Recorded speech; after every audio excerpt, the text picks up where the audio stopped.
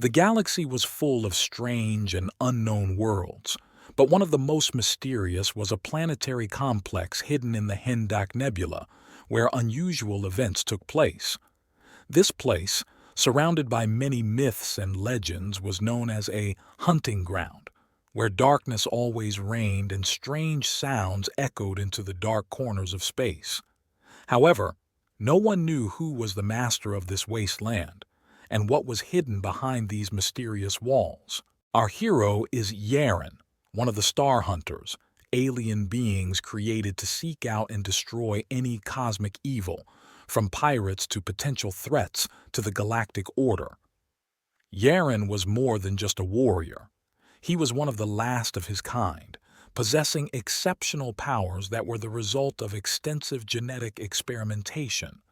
His skin was like dark metallic gray glass, capable of reflecting light, and his eyes shone like stars, burning through the darkness of space. However, Yaron was not only a weapon, but also a being with deep thoughts.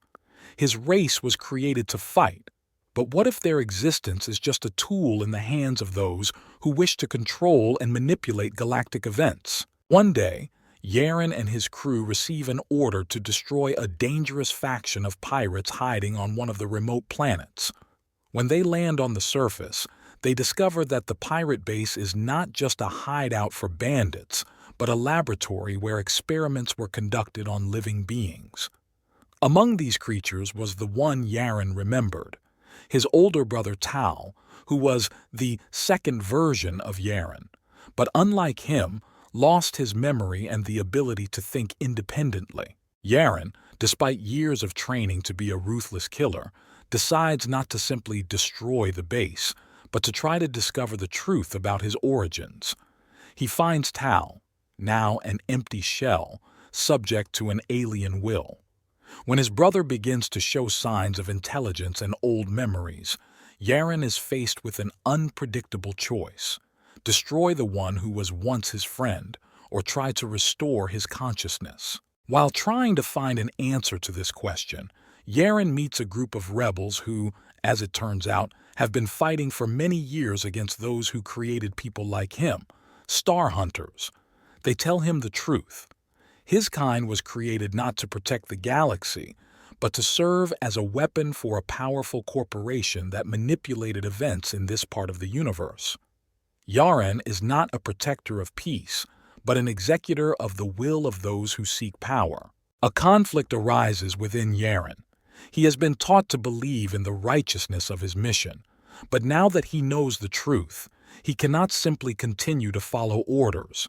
He decides not only to free his brother, but also to take the fight to the creators of the Star Hunters. His plan is to destroy their technological base and free all the hunters, including those used to create other creatures like him. Eventually, Yaron, faced with an army of his brothers, decides to unite their forces to defeat those who controlled them. The battle was brutal, but in the end, Yaron and the rebels were able to destroy the system that used the Star Hunters as weapons. Yaron became the leader of a new world where there would be no slavery and manipulation, and everyone, regardless of origin, could decide their own destiny. The Star Hunter, who became a symbol of the fight for freedom, decided to change not only his own destiny, but the destiny of his entire race. In the end, his name became a legend as the entity that not only won, but also freed thousands of other beings from their dark past. In the darkness of the Hendak Nebula, where the light of the stars barely penetrates the darkness, there is a planetary complex that was considered unknown and abandoned. However, there were rumors about it. They said that in its depths there were hidden technologies capable of throwing entire civilizations into panic, that not only researchers were leaving this world, but also ships and their crews. But despite all the warnings, it still attracted attention. The Star Hunters were the elite of the galactic military, created through genetic experiments. With strength, endurance, keen instincts, and many unique abilities, they were designed to hunt down any threats that could disrupt the order of the galaxy. Yaron was one of the last and strongest among them. His skin was covered in hard metal, and his eyes glowed like two miniature suns. He knew no mercy, knew no pity, and his goal was simple: to destroy everything that threatened the universe. He was a hunter, and there was no room for doubt in his life. However, everything changed when one day Yaron received new orders. Together with his team, he was sent to a planet where dangerous pirates were hiding, terrorizing trade routes. A base was discovered on the surface of the planet, and Yaron and his team began to destroy it. But as soon as they got inside, the situation took an unexpected turn. Yaron's team had stumbled upon something completely unpredictable. Inside the base, they found laboratories full of strange, immobilized creatures on which horrific experiments were being conducted.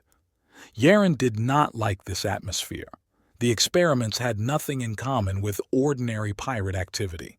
They were on the verge of madness, on the verge of turning sentient beings into living weapons. But this was not the most terrifying discovery. Among these creatures, Yaron saw his brother Tal, who had been part of the first group of star hunters when their race was first created. Yaron and Tal had been created in laboratories, their genetics radically altered, but despite this, they were brothers. Tal, however, was not like Yaron. He had been more susceptible to manipulation and had disappeared at some point, thought lost. Now he stood before Yaron, motionless, his eyes empty, an emotionless shell. At some point, watching him, Yaron felt something he couldn't understand. It wasn't fear or hatred, it was a question. What if this happened to me? He knew the experiment on their race had been cruel, but he hadn't realized how deeply his own consciousness could be altered until he saw his brother in front of him. Yaron decided to find out what had happened to Tal and why he had been used in these experiments. He threatened to destroy the entire base, but something held him back. Instead, he delved into the lab's hidden archives and began to decipher the notes. His instincts told him that this was all part of a greater plan, that the galactic corporation behind the creation of the Star Hunters was manipulating not only them, but all of galactic politics. As it turns out, Yaron and his brother Tal weren't just weapons. They were tools used to conduct experiments involving the manipulation of time and space. These beings, like Yaron, were created with the unique ability to alter reality around them, accelerate time, and manipulate space. And these abilities were used to create new realities that allowed corporations to alter the course of history and manipulate the political situation on a galactic level. With each discovery, Yaron felt more and more that his life had been a lie. He had been created not to protect the galaxy, not to maintain order, but as a tool in the hands of those who sought absolute power. Yaron decided that he could not continue to serve these forces and made the decision to free not only his brother, but all the Star Hunters who had been used as puppets. When Yaron realized the truth, he had a difficult choice to make. He could simply destroy the lab and everyone behind the experiments. It would be logical and easy. But as he delved deeper into his research, Yaron learned that this galactic corporation was not just a monopoly. It was made up of powerful forces that sought to destroy all life and use space as their own weapon. They were not just enemies, but parasites ready to destroy everything that stood in the way of their power. Yaron decided to act differently. Instead of destroying the laboratory, he freed all the created hunters, deciding that they could be free beings. At the most decisive moment, Yaron activated the laboratory's destruction system, but before that, he put a piece of his mind into Tal's brain so that he could regain his memories. Tal, although transformed into a helpless creature, suddenly woke up. He remembered everything: his life, his brothers, his ideals. With the help of Tal and other freed hunters, Yaron created a resistance front to confront the corporation using such technology. But on their way to freedom, they were faced with another terrible truth.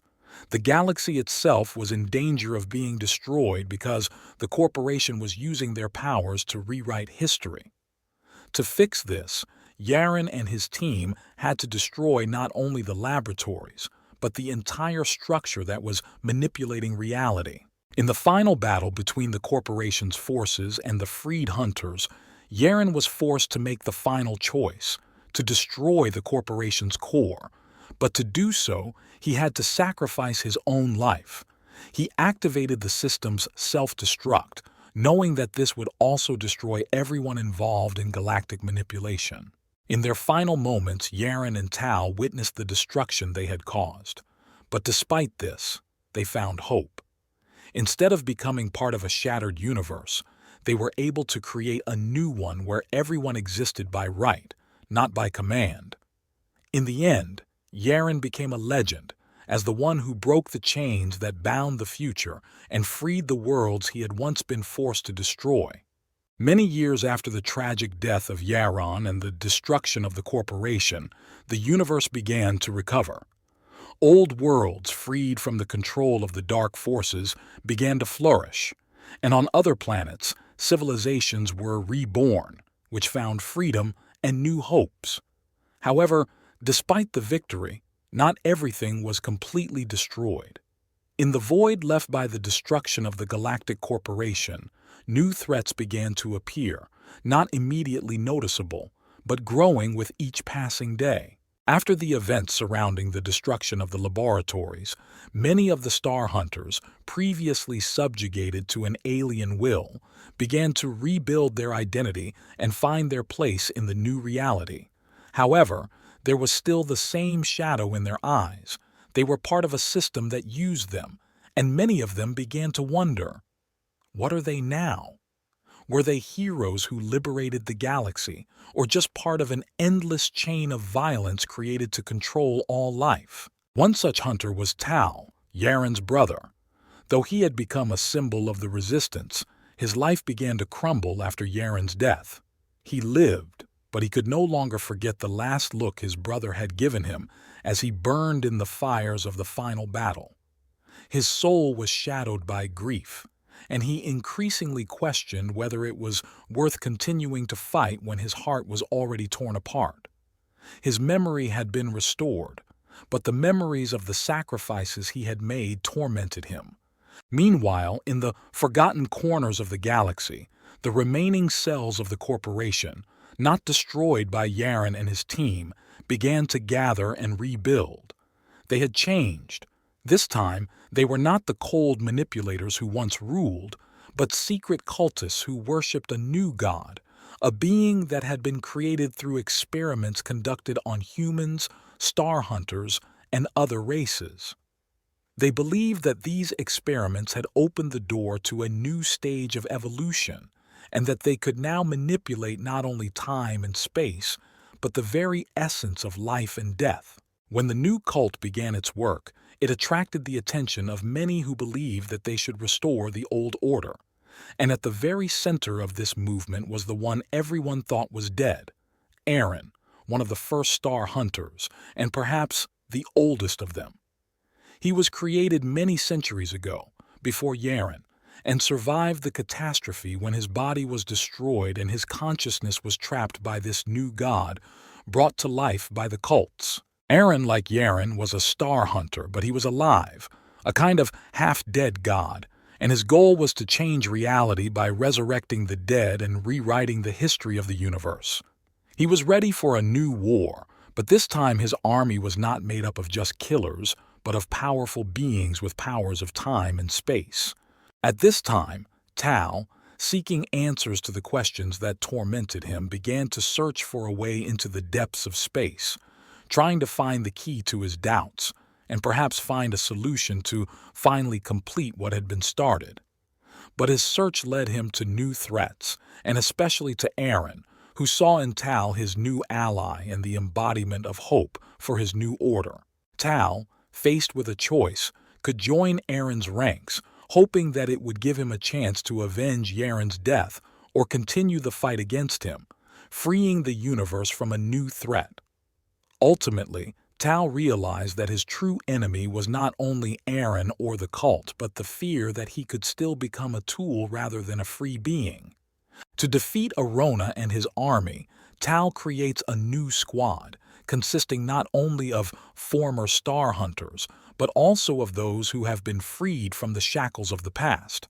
He and his new team begin hunting the cultists, directing their actions to the final battle, an all-out battle with Arona, who has turned himself into the living personification of a new threat to all living beings. In the final battle, where Tal and his team face the army of the new god, he realizes that victory can only be achieved through exposure. Yaron, who has become almost invulnerable, has been warped by the very reality he was trying to rewrite. Tal eventually finds a way to destroy the foundation of the new god, a return to the original truth when the galaxy and its inhabitants were not yet affected by the experiments. With this return, the cults disappeared, but Tal himself became a man again, who, despite his power, was only mortal, a living being with incomplete memories, but with a full heart, ready for new battles. In the end, he realizes that he has a long road of redemption ahead of him, and that restoring not only the universe but himself is his true goal. Now, after the struggle and pain, Tal, as the new leader of the Free Star Hunters, sets out into the new cosmos to protect the universe from any threat, remembering that true strength does not lie in violence, but in the ability to be free and yourself. Centuries passed after Yaron's death and the defeat of the corporation. The Star Hunters became a legend, a story told only in whispers. But the galaxy knew no peace. The fragments of the destroyed corporation, having lost power, did not disappear without a trace. Among them, a new movement arose, secretive and dangerous, known as the Shadow of the Lost Stars. This movement believed in an old concept of order, where force is the main tool of control. They collected the remains of the corporation's technology, restored ancient laboratories, and looked for a way to regain control of the galaxy. Their leader was the mysterious Architect of Shadows, whose identity no one knew, but his influence was felt everywhere. The story begins with Yaron, a young researcher working on archaeological excavations of ancient star bases. Yaron was one of those who believed that the past could provide answers to the questions of the future. He found old artifacts of the corporation, studied them, but one day he came across something that changed his life. During an expedition to one of the forgotten planets, Yaron discovered a capsule hidden deep underground. It was covered in unknown signs, reminiscent of the ancient symbols used by the corporation. When he activated it, the capsule opened and a man came out. It was Yaron. But this was not the Yaron who had sacrificed himself to save the galaxy. His body had been restored, but his mind had been altered. He remembered his mission, his fight, but now his mind had been partially rewritten. He did not know who was friend and who was foe. Yaron realized that Yaron had not simply been awakened by chance, but had become part of the Shadow Architect's plan. Yaron decides to help Yaron restore his memory and uncover the mystery of who resurrected him. But they are hunted by the forces of the Shadow of the Lost Stars, who see Yaron as the key to regaining their lost control. As they travel across the galaxy, Yaron and Yaron encounter remnants of the corporation's technology, old enemies, and new allies. On one world, they meet a mysterious woman named Lyra, a former Star Hunter who survived the corporation's destruction. Lyra was one of the first hunters created alongside Yaron, but escaped before she could be used as a weapon. She knows more than she's willing to say, but her knowledge becomes crucial in finding the truth. The three heroes begin to uncover a web of conspiracy surrounding the corporation's revival. They learn that the Shadow Architect is none other than one of the original creators of the Star Hunters, a survivor of the destruction of the labs. This man saw the Hunters as his property and intended to regain control by using Yaron as a symbol of his power.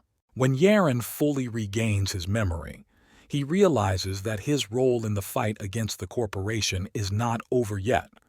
He decides to destroy not only the Shadow Architect, but also all technologies associated with the corporation, so that no one can ever use them for manipulation and violence again. The final battle takes place in the ancient laboratory where it all began. There, in the heart of the abandoned complex, Yaron, Aaron, and Lyra face an army of modified beings that have become the embodiment of the corporation's technology. The architect tries to convince Yaron that they are both part of something greater, that their powers are meant to rule the universe. But Yaron rejects this path. He understands that his true mission is to free the galaxy not only from old threats, but also from the shadow of his own past. In the climax, he sacrifices part of his essence to destroy the laboratory and stop the architect. After his victory, Yaron realizes that his time has come to an end. He leaves Aaron and Lyra his legacy, the knowledge of how to protect the galaxy from such threats, and disappears, dissolving into the glow of the stars. Aaron and Lyra decide to continue his work, creating a new order based on freedom and equality, where no one will be forced to become a weapon in the hands of others. And although Yaron's name becomes only a memory, his spirit lives on in the hearts of those who fight for a better future. In the forgotten corners of the galaxy, rumors spread of a planet that was said to grant any wish. It was called Asterisk, Meridian ***, and was surrounded by myths. According to legend, Meridian was locked in an eternal cycle of destruction and rebirth, and those who dared to set foot on its surface had to make the ultimate sacrifice to gain what they desired. Yaron, restored from his death but with his human form gone, heard of Meridian. He could no longer be the man he once was, and knew he had become something else, a tool that had been used too many times to fight. Yaron sought a way to end his long life and find peace. But rumors of Meridian were not the only ones to attract him. Remnants of old corporations, new conquerors, and even former star hunters were heading to the planet, determined to use its powers. Among these seekers was Lyra, one of the few who remained by Yaron's side. She knew that he sought death, but she feared that Meridian was not a place of liberation, but a trap that would destroy all who came near.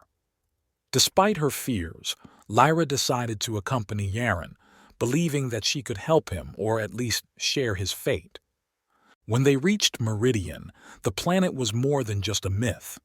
Its surface was littered with the ruins of an ancient civilization that had vanished long before the first star hunters had arrived. Every speck of dust seemed filled with the memories of lost generations, and the air was thick with feelings of longing and anger. It was as if the planet was living its own life, watching the aliens. Deep within its core, Yaron learned, lay an artifact known as the ***Eye of Eternity ***. It was an ancient technology created by a race that sought to control time and fate. With the eye, any reality could be rewritten, but the price was unbearable. Whoever used the artifact would have to sacrifice everything they loved, including themselves. As they traveled through the ruins, Yaron and Lyra encountered the remnants of other hunters and soldiers fighting for control of the planet. Meridian, however, was not forgiving of greed. Those who craved power disappeared, consumed by the planet's strange energy. Their bodies dissolved, leaving only whispers, echoes of their final thoughts. When Yaron and Lyra reached the Eye of Eternity, they realized that their time was running out. The artifact was larger than they expected, alive, as if it sensed their presence. Yaron felt the eye calling him. It offered him what he desired, freedom from eternal struggle and the chance to right all his wrongs. But when Yaron reached out his hand, Lyra knew that the planet would take not only his life, but his very existence. His memories, his legacy, his sacrifices, all would be lost if he took the step. She tried to stop him, begging him to find another way. But Yaron knew The only way to destroy the eye and end its curse was to become part of the planet. At the last moment, Lyra could not contain her emotions. She hugged Yaron, begging him to stay, but he, smiling, replied, "You were always stronger than me. Live, Lyra. Tell the world what we did. Let them know that even weapons can choose freedom." He activated the eye. The light engulfed them both, and Lyra felt the planet begin to crumble.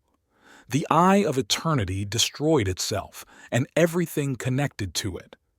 Meridian sank into the abyss, taking Yaron and all his suffering with it. Lyra survived, thrown onto the ship by the blast wave.